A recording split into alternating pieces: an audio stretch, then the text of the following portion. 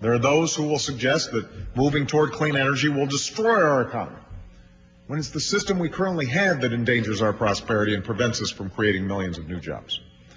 There are going to be those who make cynical claims that contradict the overwhelming scientific evidence when it comes to climate change. Claims whose only purpose is to defeat or delay the change that we know is necessary. So we're going to have to work on those folks. Still, however, there is Carol Browner. I love her, a climate czar. She was a member of a Commission for Sustainable World Society, which is a formal organ for the Socialist International. Remember, she's the energy and environment czar. This one's kind of important to remember.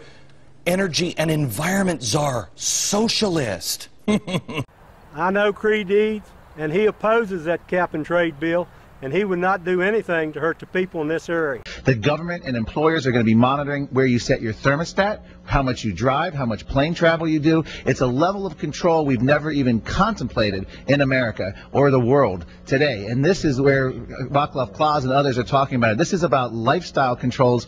Nancy Pelosi told a Chinese audience we need a complete inventory of every aspect of our lives when it comes to global warming. He who controls carbon controls life, and that is what we're talking about here. And I think that is one of the biggest threats to freedom, because CO2 is, if they control that, they control just about every human form of activity. The cost to the industry will be so high that critics are now saying your energy bill will spike for everyone. And the whole plan amounts to an across-the-board tax hike, and a whopper at that.